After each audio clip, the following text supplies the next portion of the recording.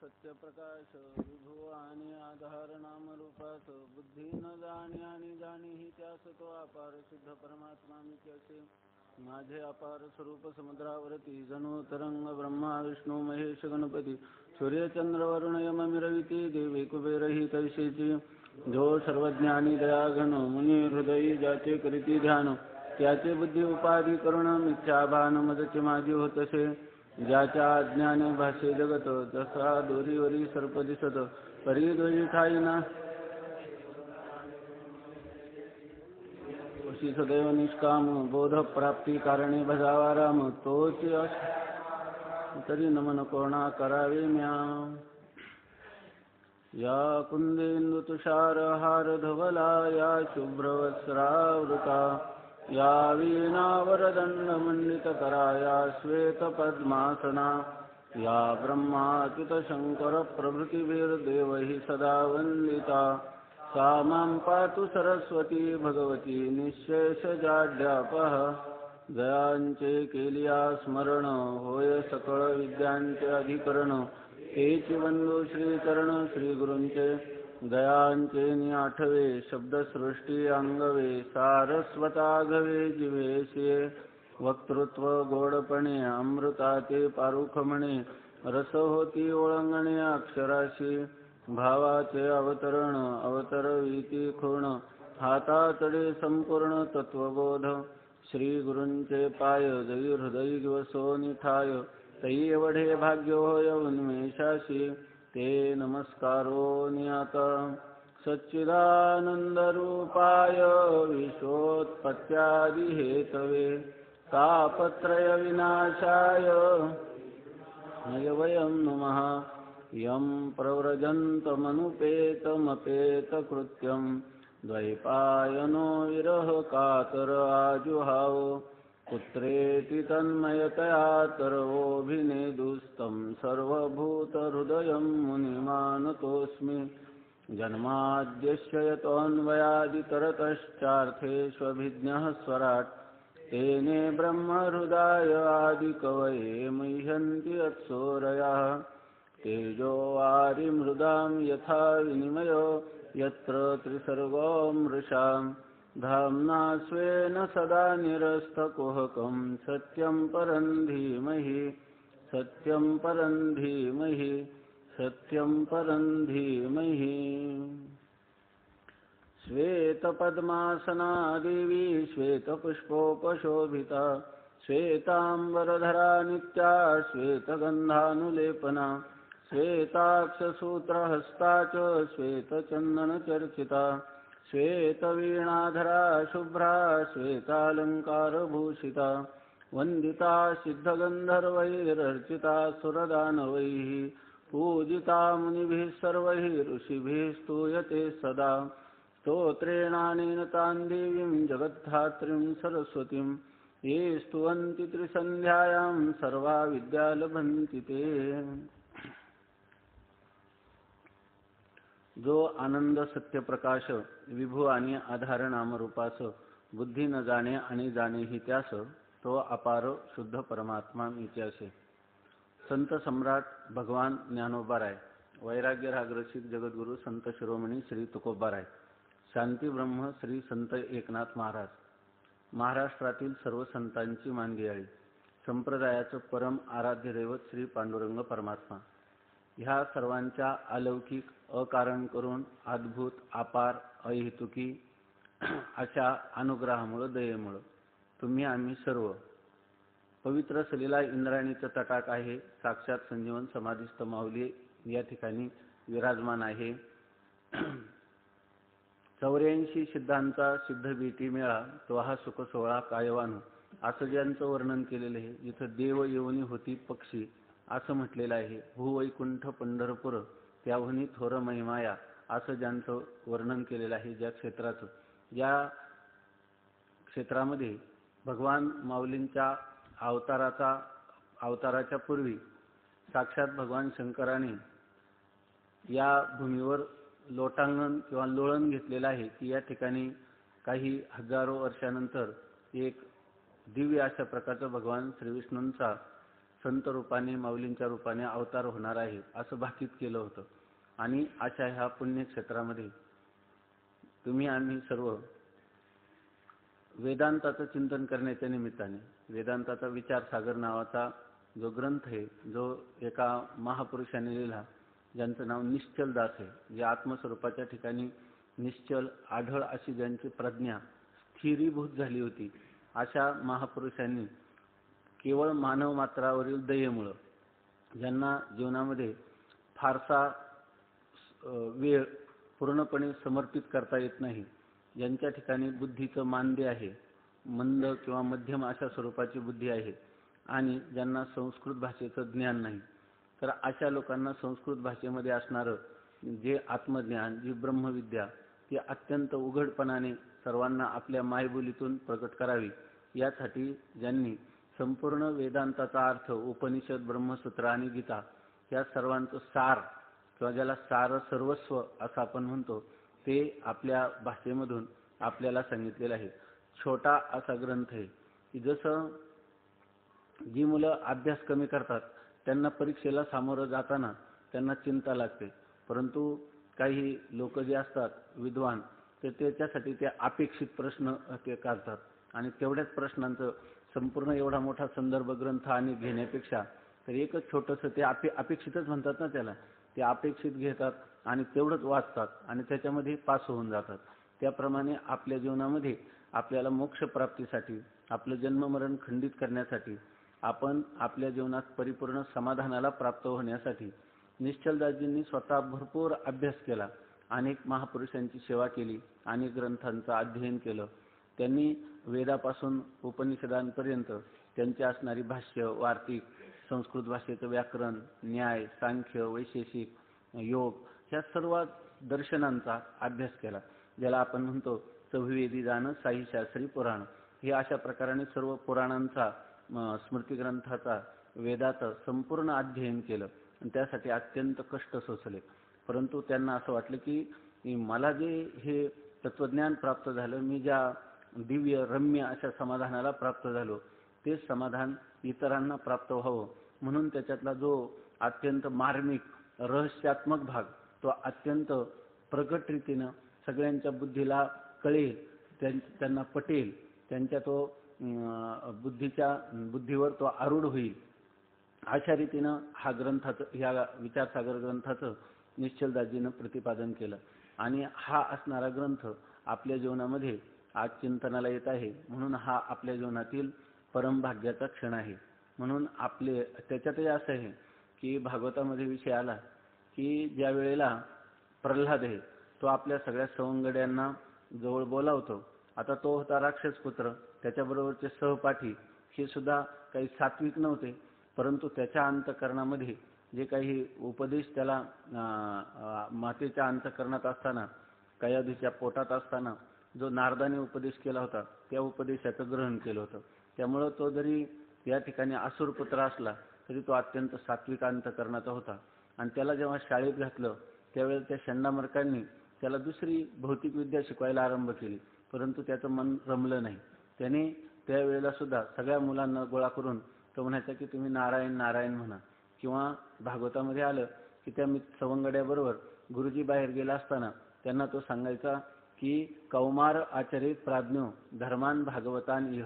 हे मित्रांनो, तुम्ही कौमार बाल्यावस्थेमध्ये वयाच्या 16व्या वर्षापूर्वी तुम्ही हे जे भागवत धर्माचं अनुष्ठान करा असं सांगत होता. म्हणजे याचा अर्थ हे जे आपण चिंतन करायचे ते चिंतन करण्याचा काळ कुमार अवस्था आहे किंवा यौवन अवस्था आहे. गीतेमध्ये आलं शक्नोती हैवयः सोढुम प्राक शरीर विमोक्षणात काम क्रोधोद्भवम वेगम सयुक्ताः स सुखी नराः. आपल्याला श्लोक परिचयाचा आहे. शक्नोती इह एव सोढुम प्राक शरीर विमोक्षणात. प्राक शरीर विमोक्षणात, शरीर विमोक्षणात प्राक म्हणजे शरीर सोडण्याच्या पूर्वी, म्हणजे देहांताच्या पूर्वी, म्हणजे मरण येण्याच्या पूर्वी.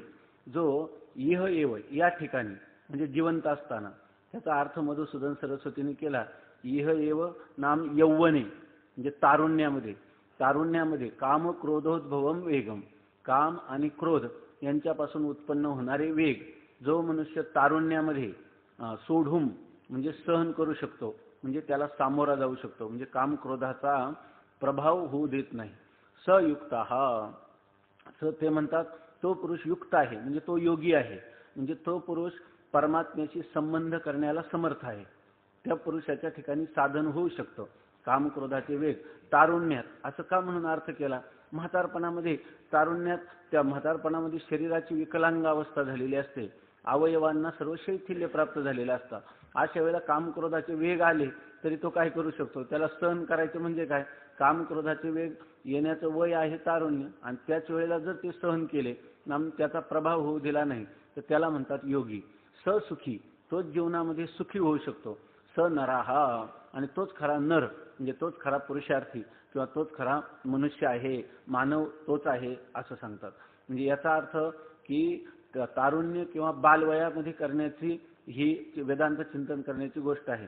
की जसं कविता हे म्हणतात काय, कवी केशवसूत ते असं म्हणतात, दे टोले जोवरी असे तप्त लाल लोखंड, येईल आकारास कसे झाल्यावर मग ते थंड. लोखंड ज्या वेळेला तापलेलं असतं त्यावेळेला आपल्याला पाहिजे त्याला विळा पहार कोणता जो आकार द्यायचा तो आकार देता येतो, आणि जर ते थंड झालं तर ते मोडून जाईल, तुटून जाईल, परंतु त्याला आकार देता येत नाही. त्याप्रमाणे आपल्या जीवनाला जो आकार द्यायचा असेल आपल्या ध्येयानुरूप, जर त्या जीवनाला चांगला आकार देणं किंवा वाईट आकार देणं हे कोणत्या काळात आहे? हे तारुण्यातच आहे. आणि अशा काळामध्ये भगवान परमात्म्याने आपल्यावर इतका अनुग्रह केला की कोणी यवनात किंवा आपल्याला त्याला किशोरावस्था किंवा कुमारावस्था या अवस्थेतच माऊलींनी आपला विशेष अधिकार असो की नसो कोणत्या तरी आपल्या आईवडिलांच्या किंवा साधू संतांच्या पुण्याईनं आपल्याला त्यांच्या चरण कमलाजवळ आणलं. हे आपलं परम भाग्य आहे की आपल्याला दररोज माऊलींचं दोनदा दर्शन घडतं. इंद्रायणी किंवा प्रदक्षिणा ह्या गोष्टी, इंद्रायणी स्नान किंवा तीर्थ काही ज्या रीतीने आपल्याला सेवा घडते, साधू संतांचा सहवास घडतो, तर हे आपल्या जीवनातलं भाग्य आहे. आपण जर विचार केला मी कसा आलो, तर आपल्याला प्रत्येकाला जर बारकाईनं चिंतन केलं असं म्हणता येणार नाही मी निश्चय केला म्हणून आलो. निश्चय करणारे कितीतरी लोक निश्चय करतात, येऊ शकत नाही, आलेले टिकत नाही. आपण या ठिकाणी आलो, पहिल्या वर्षात प्रवेश केला, दुसऱ्या वर्षात गेलो, साधक दशा आपण जगतो, आणि माऊलींनी त्याच्यामध्ये विशेष गोष्ट म्हणजे आपल्या जीवनाचं खरं कल्याण होतं. त्यांनी लिहिलं, वेदांत वाक्येषु सदा रमंतो भिक्षान्न मात्रेन च तुष्टिमंतः अशोकवंतः करुणैकवंतः कौपीनवंतः खलु भाग्यवंतः. असं शंकराचार्यांनी वेदांत चिंतन करणाऱ्याचं वर्णन केलं. जो नेहमी वेदांताचीच वाक्य ज्याला कानावर घ्यावे वाटतात, आणि जगामध्ये आता एकदा घराकडे पाठ फिरवल्यानंतर तिकडं काय झालं याचा विचार नाही, आपल्याला किती कपडा लत्ता आहे, आपल्याला अन्नाचं काय व्यवस्था मधुकरी येईल तेव्हा, वस्त्राची काय व्यवस्था जसे मिळतील तसे, आणि राहण्याची काय व्यवस्था मानगुटीला धरून दुसऱ्या धर्मशाळेत सांगितलं की तिथं जायचं, तिथून तिसऱ्या धर्मशाळेत जायचं, राहण्याची चिंता नाही. तुकाराम महाराजांचा जो अभंग आहे, नको चिंता करू वस्त्राया पोटाची माऊली आमुची पांडुरंग. आपल्याला या वयामध्ये अशा ज्या काळामध्ये लोक कोणी डॉक्टर होतं, कोणी इंजिनियर होतं आपल्या बरोबरचे, आणि त्याद्वारा दुपारच्या जेवणाची किंवा दुपारच्या भ्रांती निवृत्त करण्याचा प्रयत्न करतात, त्या काळात आपल्याला ह्या अन्न वस्त्राची चिंता आपण टाकून दिली आणि माऊलीच्या पायाजवळ आलो. आणि मग आल्यानंतर इथं येणं हे एक पुण्य आहे, पण इथं आल्यानंतर आपण योग्य प्रकारचे साधना करणं हे त्याच्यापेक्षा अधिक पुण्य असेल तरच घडू शकतो. आणि ते पुण्य आपण संपादन केले किंवा भगवान माऊलींचा आपल्यावर अनुग्रह आहे. म्हणून जे स्वानंद सुखनिवासी प्रातस्मरणीय असणारे जोग महाराज, की जे या काळातले या शतकातले एक मोठे अवतारी कुटीतले पुरुष, किंबहुना भगवान माऊलींचा ज्यांच्यावर पूर्ण अनुग्रह होता, त्यांनी लोकोपकारी संत अशा त्यांच्या जी संस्था आहे ही अशा प्रकारच्या अभ्यासक्रमाची निवड केलेली आहे की ज्या मनुष्याला जीवनामध्ये 4 वर्ष जर तो व्यवस्थित अभ्यास करील तर त्याला जेवढे प्रस्थांतरी शिकणारे लोक आहेत, तुम्ही उत्तरे जाऊन पहा, त्यांना जेवढी दृष्टी नाही तेवढी जोग महाराजांच्या वारकरी शिक्षण संस्थेतल्या शिकणाऱ्या मुलाला उपनिषद ब्रह्मसूत्र कुठे जाऊन बसवा, कोणतेही क्लिष्ट अशा प्रकारचं वेदांताचं प्रकरण ग्रंथ असले तर त्याचा सहज प्रवेश होतो. पण होतो कोणाचा? ज्यांनी विचारसागर पंचदशी चांगले शिकले त्यांचा. नाहीतर काही मुलं आता हे महाराज तर हे अगोदर त्यावेळेला त्यांनी अभ्यास केला नाही आणि नंतर रागावू नका, आणि नंतर 4 वर्ष झाले डोंगरावर राहिले आणि आता म्हणतात विचारसागर ऐकायचा याच्यामध्ये, मग त्यांना तितका वेळ लागतो. ज्या काय मोठे भाऊ म्हणत असतात, काही मुलं 4 वर्ष झाले की मग त्यांच्याजवळ जातात एकटे बुवा पाहून आणि मग त्यांना विचारतात आता मी काय करू. ते म्हणतात काय करायचं हे तर 4 वर्ष तुला शिकवलं, आता तुला हा प्रश्न कसा निर्माण झाला. याचा अर्थ आपण ज्या त्यावेळी जे आता विचारसागर, ज्ञानेश्वरी, पंचदशी, संस्कृत व्याकरण जे ज्या वेळेला चालू आहे त्याच वेळेला आपण एकाग्र चित्ताने त्याच्यामध्ये पूर्ण आपलं जे मन आहे ते मन त्याच्याशी संलग्न करून आपण जर अभ्यास केला तर या कालामध्ये, नाहीतर विचारसागर झाला की पुन्हा पुढच्या वर्षी गेल्यानंतर विचारसागर विसरून जातो. असं नाही, आपण पुढे गेलो तरी हे ग्रंथ इतके चांगले झाले पाहिजे की मागच्या वर्गातल्या मुलांना आपण शिकवले पाहिजे त्याचं, किंवा आपण गावाकडे गेलो उद्या तरी आपल्याला हे पाठ चालवता आले पाहिजे. ही ब्रह्मविद्या आहे, ब्रह्मविद्येचा प्रचार प्रसार झाला पाहिजे. त्यासाठी आपण खूप बारकाईने एक एक शब्द जोपर्यंत कळत नाही तोपर्यंत त्याच्या पाठीमागे लागलं पाहिजे. जेव्हा आपण प्रदक्षिणेला मित्र निघाले तर त्यांच्याबरोबर ही चर्चा केली पाहिजे की ह्याचा अमक्या पदाचा अर्थ काय, तमकं मला कळलं नाही, मला जे कळलं ते तुला सांगतो. किंवा एकत्र खोलीत बसले किंवा कुठेही जरी असले तर आपला विषय, तुला कुठं सप्ताहाला जायचं, मला कुठं, हे विषय नाही आपले. आज 4 वर्ष आपले जे आहेत तर ह्या 4 वर्षात आपण पूर्णपणे जोग महाराजांच्या चरणाजवळ अत्यंत नम्रपणाने आणि आपलं सर्व शक्ती खर्च करून काय होईल ते होईल, परंतु हे 4 वर्ष मी ह्या माऊलीच्या पायाला सोडणार नाही. जोग महाराजांच्या चरण कमलाजवळ राहून ह्या असणारे जे ग्रंथ आहेत ह्या ग्रंथाचे धडे गिरवीन, अशा प्रकारचा दृढ निश्चय करून जर आपण राहिला काही होत नाही. आपल्याला असं वाटतं की मग आपल्याला कुठं कार्यक्रमाला गेलं नाही तर कसं होईल, तर असं काही होत नाही. इथं माऊली म्हटल्यानंतर काही ना काही व्यवस्था होतच राहते. फारच कोणाची गैरसोय झाली तर सांगायची, त्याचं काहीतरी थोडेफार त्याचे निवारण होतं. परंतु त्याच्यासाठी पाठात अनियमितपणा करणं किंवा अभ्यास घरी न करणं ह्या गोष्टी कधीच आपल्याकडून होऊ नये. तर आपलं चिंतन हे चाललं होतं की अशा प्रकारच्या ऐन तारुण्याच्या उंबरठ्यामध्ये आपण असताना आपल्याला या ठिकाणी यायला मिळालं आणि शिवाजी जोग महाराजांच्या चरणाजवळ आणि ज्या अधिकारी महापुरुषांच्या मुखातून आपण हे ग्रंथ ऐकत आहात हे आपलं परमभाग्य आहे. या ठिकाणी आपले श्वासोश्वास हे खरे सार्थकी आहेत.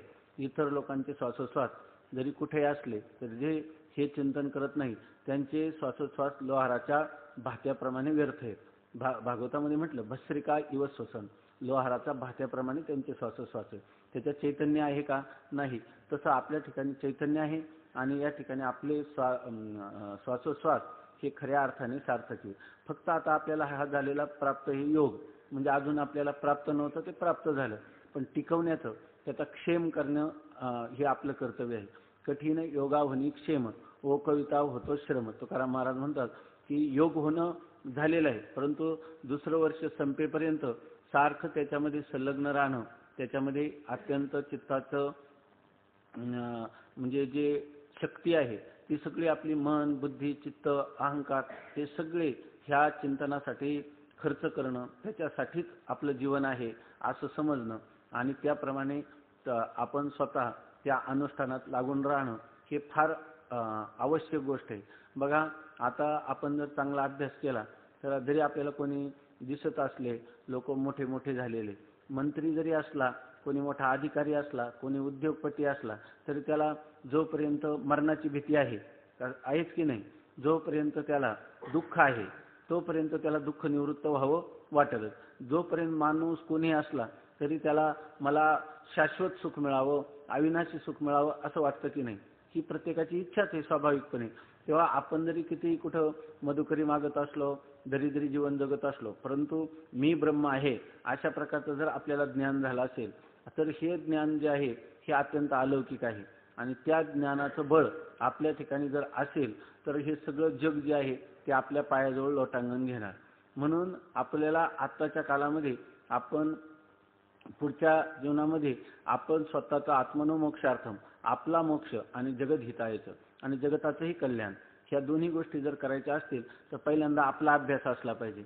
जर आपलाच अभ्यास नसला आणि लोकांविषयी आपल्याला किती कळ असली तरी सुद्धा लोक आपल्याला स्वीकार करत नाही, कारण आडात नाही तर पोऱ्यात कुठून येणार. ह्या न्यायाने पहिल्यांदा आपलं स्वतःचं अगदी जे ज्ञान आहे ते तुडुंब भरलं पाहिजे, आपलं अंतःकरण तृप्त झालं पाहिजे. आणि मग अशा वेळेला जर आपल्याला भगवंताचा, काही लोकांना भगवान स्वप्नात येऊन सांगतात, कोणाला गुरु आज्ञा असते, असं काही असलं तर जगामध्ये आपण याचा उपदेश करायचा. पहिल्यांदा हा उपदेश आपल्याला करायचा. नंतर तुकाराम महाराज असं म्हणतात, आयुष्य जागवितो मना जना सरीशे, आयुष्य जागवितो मना सरीशे जना सहित. पहिल्यांदा असं कधी समजायचं नाही सांगताना की आपण कोणाला सांगतो. पहिल्यांदा आपण आपल्या मनाला शिकवतो आणि त्याच्याबरोबर जनाला शिकवतो. अशा प्रकारची एक धारणा घेऊन आपण हे जे काही आपला संप्रदाय आहे, ब्रह्मविद्येचा संप्रदाय आहे, संत वाङ्मय आहे, तर याचा प्रचार प्रसार अशा रीतीने करू शकतो.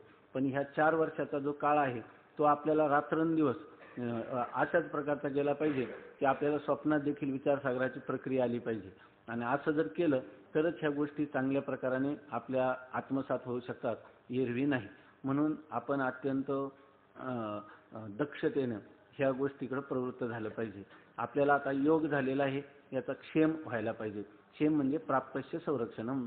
जी गोष्ट आपल्याला प्राप्त झाली तिचं संरक्षण झालं पाहिजे. बऱ्याच वेळेला वेदांत शिकत असताना लोक म्हणतात की कीर्तनात प्रवचनात याचा काय उपयोग आहे. आजच्या काळामध्ये लोक खरी अपेक्षा करतात ती वेदांत ऐकण्याची, कारण बाकीच्या भौतिक गोष्टी लोकांनी स्वतः करून पाहिल्या, त्याच्यामध्ये त्यांना सुख नाही. आणि सुख फक्त काय आहे, फक्त वेदांत विद्येशिवाय परिपूर्ण समाधान मिळणार नाही. झालं तरी त्या समाधानामध्ये अपूर्णता असते. म्हणून या ठिकाणी आपल्याला जर वेदांताचं चांगल्या प्रकाराने जर यथार्थ अशा प्रकारच्या शब्दशक्ती कळून ज्ञान झालं असेल तर सगळे लोक आपल्या पायाजवळ बसतील आणि त्यावेळेला त्या तत्वज्ञानाचा स्वीकार करील. हे वेदांत हे एक असं अकाट्य तत्वज्ञान आहे की जे विश्वाच्या उत्पत्तीबरोबर या ठिकाणी भगवंताने त्याची अभिव्यक्ती केलेली आहे. आणि त्याच्याशिवाय नान्यः पंथः विद्यते आयन आहे, दुसरा कोणताच मार्ग नाही. तमेव विदित्वा अतिमृत्युमेती. त्या परमात्म्याला जाणलं तरच मनुष्य मृत्यूचं उल्लंघन, शोकाचं तरण करू शकतो. म्हणून अशा प्रकारची ही जी ब्रह्मविद्या आहे तिला काही अधिकार लागतो, काही तपस्या लागते. ही गोष्ट एकदम रस्त्यावर पडल्यासारखी सहज नाही. म्हणून याच्यासाठी थोडी श्रमही घेण्याची आपली तयारी असली पाहिजे. आणि तशा तयारीनं संपन्न करून भगवान माऊलींनी आपल्याला त्यांच्या चरणाजवळ ठेवून ह्या चिंतनाकडे प्रवृत्त केलं. म्हणून आपण परम भाग्यवान आहोत. आपल्या भाग्याची ही गोष्ट याच्यामध्ये रामायण कथा किंवा रामकथा कृष्णकथा नाही. ही कोणती कथा आहे, आत्मकथा आहे. ही आपली कथा आहे. आतापर्यंत आता इथून पुढं आपण जेव्हा विचारसागराचं चिंतन करू तेव्हा निश्चलदासजी काय म्हणतात आणि कोणत्या आत्मेविषयी कोणत्या ब्रह्माविषयी बोलतात असं नाही समजायचं. कोणाविषयी बोलतात, माझ्याविषयी बोलतात. ही कथा कोणाची कथा आहे, आत्मकथा आहे. हिला म्हणायचं माझी स्वतःचे चाललेलं जीवन विचार. म्हणून ह्या ग्रंथाकडे पाहताना नुसते शब्द शिकायचे नाही तर त्या शब्दांच्या अर्थाचा आणि आपला काय संबंध आहे, आपल्याला अशा प्रकारच्या अनुभूती येईल का. जसं तुकाराम महाराज म्हणतात की कै ऐशी दशा येईन माझ्या अंगा, चित्त पांडुरंगा झुरतसे, नाठवणी देह पायाचे चिंतन, अवसान ते क्षण नाही मधी, कै ऐसा पात्र होईल लाभाशी, नेनो ऋषिकेशी तुष्ट येईल. काय तुका म्हणे ऐशी झाली आहे, वाचू नका. तुका म्हणे धन्य मानिन संचित, राईलीचे प्रीत घेईन ते नित्य प्रेम सुख. असं जसं तुकाराम महाराज म्हणतात की या ठिकाणी आपल्या जीवनातलं धन्य आपण कधी होऊ तर या प्रकारची स्थिती आपल्याला प्राप्त व्हावी. आणि अशा प्रकारचं साधक बनून जर आपण विचारसागराचं श्रवण केलं, विचारसागराचं चिंतन केलं तर आपल्या पदरात काहीतरी पडल्याशिवाय राहणार नाही. नाही तर केवळ जे शब्द आहे, कोणी इतिहास शिकतं, कोणी भूगोल शिकतं, कोणी गणित शिकतं, तसं आपण विचारसागर शिकू. त्याचा उपयोग जो आहे तो कीर्तन प्रवचनामध्ये किंवा कुठं करू किंवा विद्वत्ता संपादन करू. परंतु आपल्याला मात्र त्याच्यापासून मिळणारं जे अत्यंत उच्च कोटीचं रम्य अशा प्रकारचं जे समाधान आहे किंवा ज्याच्यामध्ये आनंदाचे डोहे, आनंद तरंग, तुका म्हणे खातो आनंदाचे लाडू, असा तुकाराम महाराजांनी जसा तृप्तीचा ढेकर दिला तो ढेकर आपल्याला कधीच येणार नाही. तुकोबारायांनी त्याच्यासाठी जशी तपस्या केली तसं आपलं जीवन तपस्यामुळे पाप निर्मुक्त, आचार ज्याला आपण म्हणतो सदाचारी, सद्विचारी आणि सद्भावना संपन्न असं जर आपलं जीवन असेल तर हे विचारसागरातले जे शब्द आहेत ते आपल्या जीवनात फलीभूत होतील. भले आपल्या जीवनात कोणाचा काही मान सन्मान होईल का न होईल, पण आतमध्ये मात्र तो आपल्या आत्मानंदाने तुडुंब भरलेला राहील. आपल्या आत्मानंदामध्ये तो निमग्न राहील. आणि अशाच प्रकारची स्थिती साधकाला अपेक्षित आहे. आपल्या आतली मागणी सुद्धा अशीच आहे की माझ्या जीवनातली दुःखाची आत्यंतिक निवृत्ती व्हावी, मला परमानंदाची प्राप्ती व्हावी. त्यालाच म्हणतात मोक्ष. आणि अशा प्रकारच्या मोक्षाची इच्छा असणाऱ्याला म्हणतात मुमुक्षु. आपण सर्वांना अशाच प्रकारच्या मोक्षाची इच्छा आहे, म्हणून आपण रात्रंदिवस या ठिकाणी अत्यंत तन्मय होऊन ह्या ग्रंथाचं चिंतन केलं पाहिजे. आपल्या जीवनामध्ये जेव्हा काही संत वाङ्मयामध्ये ओव्या येतात, ज्ञानेश्वरीच्या, भागवतातल्या किंवा श्रीमद भागवत आपण श्रवण करतो, तुकोबारायांचे अभंग, संतांचे अभंग येतात, तर बऱ्याच ठिकाणी त्याचा अर्थ लागत नाही. त्याचा अर्थ न लागण्याचं कारण आपल्याला ह्या विचारसागरातल्या ज्या प्रक्रिया आहेत त्या प्रक्रिया ज्ञात नसतात. म्हणून विचारसागर हा एक प्रवेश ग्रंथ आहे. आपल्या जीवनामध्ये कोणत्याही शास्त्राचं अध्ययन करायचं झालं तर विचारसागराचं अध्ययन केलेला असेल तर त्या मनुष्याला पुढं काही चिंता वाटत नाही. कोणत्याही ज्याला समन्वय असं म्हणतात, सामंजस्य, त्या समन्वयाने, सामंजस्याने त्याचा दुसऱ्या कोणत्याही ग्रंथामध्ये, वेदांताच्या प्रकरण ग्रंथामध्ये किंवा ज्याला आपण गीता, भागवत, ब्रह्मसूत्र, उपनिषद याच्यामध्येही प्रवेश होतो. म्हणून आपण ह्या 1 वर्षाच्या कालामध्ये जितका आपल्याला जास्तीत जास्त याच्याशी समरस होता येईल, जितकं त्याचं आकलन करता येईल, जितकी त्याची चर्चा, चिंतन करता येईल तेवढं आपण केलं पाहिजे. असं केलं म्हणजे आपल्याला पुढं ज्ञानेश्वरी किंवा पंचदशी म्हणजे दुसरं काही नाही, विचारसागराची संस्कृतमधून केलेली सुधारित आवृत्ती आहे. फक्त त्याची मांडण्याची शैली, भाषा थोडीशी वेगळी, पण विचार जे आहे ते हेच आहे. म्हणून आपल्याला जर विचारसागर चांगला कळला तर आपोआप पुढचं पंचदशी आणि ज्ञानेश्वरी अत्यंत कमी कष्टामध्ये आपल्याला कळते. म्हणून फक्त ह्या संपूर्ण अभ्यासक्रमामध्ये एवढंच दुसरं वर्ष असे, दुसरं वर्ष त्याला म्हणतात टर्निंग पॉईंट. आपण घाट असतो ना, त्या घाटामध्ये जाताना म्हणतात की धोक्याचं वळण आहे असं सांगत असतात, आणि पुढे गेलं की सांगतात की वळण संपलं, घाट संपला. तसं दुसरं वर्ष हा टर्निंग पॉईंट आहे, म्हणजे वळणाचा मुद्दा आहे. त्याच्यामध्ये वळणाचा एक स्थान आहे. जर आपण विचारसागराचं चिंतन केलं तर त्या वळणातून पार पडतो, नाही केलं तर गाडी आपली कुठे कोलमडून जाते याच्यामध्ये. म्हणून विचारसागराचं चिंतन हे फार आवश्यक आहे. आता कधी कोणाचं शिक्षण झालेलं असतं त्यामुळे त्याला लवकर कळतं, त्याला काही इतकं विस्ताराने सांगण्याची गरज पडत नाही. एकदा इथं ऐकलं, पाठात ऐकलं, पुन्हा थोडंसं पाहिलं की तो सांगू शकतो. एखाद्याला ती एक एक पंक्ती पुन्हा पुन्हा घोकून पाठ करावी लागते. असा हा ग्रंथ आहे. जरी कळलं नाही तरी पाठ करायचा. पाठ केल्याचा एक उपयोग होतो, परीक्षेमध्ये मार्क मिळतात. दुसरी गोष्ट अशी, पाठ केल्यानंतर आपल्याला कधी कधी हळूहळू कळतं. जर अगोदर कळून पाठ केलं तर ते खूपच चांगलं आहे, परंतु नाही कळलं तरी पाठ केल्यावर सुद्धा हा विषय कळत असतो. कारण त्या ग्रंथाची जितकी सेवा करावी, जितक्या वेळा आपण पुन्हा पुन्हा वाचन करावं, तितकं आपल्याला त्याच्या अर्थाचं स्पष्टीकरण आपोआप होतं. जसं भावधरुणी या वाची ज्ञानेश्वरी कृपा करी हरी तयावरी, तसंच हा प्रसादी ग्रंथ आहे. जर आपण त्याचं वारंवार चिंतन केलं, किती मंदबुद्धीचा मनुष्य असला तरी त्याला ह्या ग्रंथाचा अर्थ कळल्याशिवाय राहत नाही. पण आपण मात्र चर्चा, तत्चिंतन ह्याचं एकच साधन आहे तेवढं सांगतो पंचदशीमध्ये. तच्चिंतनम तत्कथनम अन्योन्यम तत्प्रबोधनम एतदेक परत्वंच ब्रह्माभ्यासम विदुर्बधः. त्याच्यामध्ये विद्यारण्य स्वामी म्हणतात तच्चिंतन.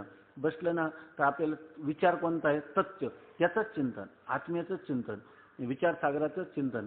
बोलायला लागलं तर तत्कथनम. 2 मित्र भेटले की तुला काय कळलं, मला काय कळलं, तत्कथनम. अन्योन्यम तत्प्रबोधनम. आणि ज्याला जे कळलं नाही त्याला ते समजावून द्यायचं, आणि जे आपल्याला कळलं नाही ते दुसऱ्याकडून समजावून घ्यायचं. आता इतकी संख्या असल्यावर इथं काही सगळा विषय प्रत्येकाला अनुवाद विचारता येत नाही, कोणाला काय कळलं ते पण आपल्याला समजत नाही. अशा वेळेला आपणच थोडं सावध राहायचं, आणि जर कोणाला काही कळलं नाही तर तत्काळ इथंच विचारायचं. बऱ्याच वेळेला नंतर येऊन विचारतात, तर इथंच जर विचारलं तर थोडक्यात स्पष्टीकरण होतं. जास्त स्पष्टीकरण असेल तर ज्याला कळलं नाही ते मग स्वतंत्र येऊनही आपण एकत्र विचार करू शकतो. परंतु शक्यतो एकाग्र झालं तर इथल्या इथं समजावून घेण्याचा प्रयत्न करायचा. तर अन्योन्यम तत्प्रबोधनम. आणि हे सगळं कधी होईल तर ते सांगतात एतद एक परत्वंच, एतद एक पर, हे सर्वात श्रेष्ठ आहे.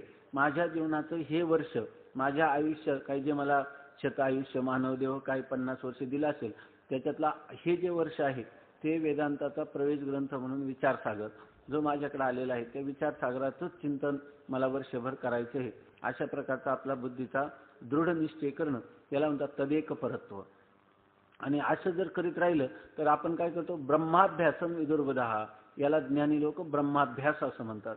आपण सर्व ब्रह्माभ्यासी लोक आहोत, म्हणून आपल्याला या ब्रह्माचा अभ्यास, याचे वारंवार चिंतन, याचं वारंवार मनन आपल्याला करायचं. म्हणून आपली भूमिका जी आहे तर माऊलीकडे प्रार्थना सुद्धा अशीच केली पाहिजे की माऊली जेणेकरून आमच्या जीवनाचं आत्यंतिक कल्याण होईल अशा प्रकारची सद्बुद्धी आम्हाला द्या, अशा प्रकारची शुद्ध बुद्धी आम्हाला प्रदान करा, हा ग्रंथ आम्हाला कळू द्या. आता जसा विषय सुरू होतो त्याच्यासाठी आपण माऊलींकडे प्रार्थना केली पाहिजे. जे काही ह्या अंतराळामध्ये असणारे ऋषीमुनींचे आत्मे आहेत ते आपल्याला सहाय्य करत असतात, तेव्हा ही जी वेदांत विद्या आहे, ही ब्रह्मविद्या आहे, ती माझ्या अंतकरणामध्ये स्फुरद रूप होऊ द्या. मंगलाचरण करतात उपनिषदामध्ये ना, भद्रम कर्णीभिः शृणुयाम देवाः भद्रम पश्येमाक्षभिर्यजत्राः स्थिरैरङ्गैस्तुष्ट्वां स्वस्तनूभिर्व्यसेम देवहितं यदायुः स्वस्ति न इंद्रो वृद्धश्रवाः स्वस्ति नः पूषा विश्ववेदाः स्वस्ति नस्तार्क्ष्यो अरिष्टनेमिः स्वस्ति नो बृहस्पतिर्दधातु. ओम शांती शांती शांती. 3 वेळा शांती म्हणतो. याचाच अर्थ हे अध्ययन करताना आमच्या जीवनामध्ये आध्यात्मिक आधिभौतिक म्हणजे शरीराचे रोग वगैरे किंवा मनाला होणाऱ्या काही चिंता हे आम्हाला न हो, नंतर आधिभौतिक विंचू सर्प व्याघ्र यांच्यापासून पीडा न हो, किंवा आदिदैविक भूकंप अतिवृष्टी अनावृष्टी किंवा कुठे झालेले बॉम्बस्फोट अशा प्रकारचं कोणत्याही प्रकारचं आम्हाला संकट न येवो आणि आम्ही सर्वांनी एकत्र मिळून या ठिकाणी अभ्यास करावा. त्यांनी लिहिलं की ओम सहनावतु सहनौ भुनक्तु सह वीर्यं करवावही तेजस्विनावधीतमस्तु मा विद्विषावही. या ठिकाणी आम्ही एकत्रच मिळून एकमेकांमध्ये द्वेष नको आम्हाला वाटू नये. आम्ही एकमेकाचा हाताला हात धरून चालावं. संगच्छध्वम संवदध्वम. आम्ही जर चाललो तर एकाचा पुढं पाऊल डावा पडला की आमचाही डावा, इतक्या रीतीने आम्ही एकमेकाशी अत्यंत बंधुभावाने राहू आणि एकमेकाला समजण्यासाठी आम्ही एकमेकाशी संवाद साधू. चांगल्या प्रकारच्या वचनाने एकमेकाला हा विषय समजावून सांगू. असं म्हणतात आमची मन सुद्धा एक आहे, आमची शरीर जरी 2 असली तर ह्याच्यामध्ये जसं आपण वेदांत शिकायचा त्याचप्रमाणे केवळ मार्कासाठी कोणाची स्पर्धा करायची नाही. 2 मार्क कमी मिळाले तरी चालेल, परंतु याच्यातला विषय आपल्याला कळला पाहिजे, त्याचा आनंद आपल्याला भोगता आला पाहिजे. आणि अशा प्रकारचं एक वायुमंडल झालं पाहिजे की आपण सर्व एकमेकाचे बंधू आहोत. आपण जणू काही एकाच आईच्या उदरातून जन्माला आलेला आहोत, इतकं आपलं एखादं सख्य आहे. आणि अशा वेळेला आपल्या एकमेकाच्या प्रेम भावामध्ये आपलं चाललेलं हे ब्रह्मचिंतन आहे. अशा प्रकारे सर्वांना तिथं ह्या वातावरणात राहिलं तर संतांची भगवंताची मदत होते आणि मग हे चिंतन जे आहे ते पुढं असंच चालत राहतं. म्हणून असो या ठिकाणी भगवान संत सम्राट माऊलींना आपण अशा प्रकारची प्रार्थना करू की आपणाला अपेक्षित असणारं जे काही शुद्ध बुद्धी सदाचार सद्भावना ते आमच्या अंतकरणामध्ये आपणच अभिव्यक्त करा, स्फुरद्रूप करा. आणि आमच्या हाताला धरून आपण संजीवन समाधीमध्ये ज्या मस्तीमध्ये ज्या विशेष रूपाने ज्या आनंदामध्ये स्थित आहात अशाच प्रकारची स्थिती आपल्याला मरणाच्या 1 क्षणपूर्वी अव्यवहित पूर्वक्षणी तरी आपल्याला प्राप्त व्हावी. अशा सद्भावनेने अत्यंत कळवळ्याने आपण जर माऊलींची प्रार्थना केली तर हळूहळू हा ग्रंथ जो आहे तो आपल्या जीवनामध्ये आपल्याला अनुभूतीपर्यंत घेऊन जाईल. पुंडलिक वरदा हरी विठ्ठल. श्री ज्ञानदेव तुकाराम ज्ञानेश्वर महाराज की जय.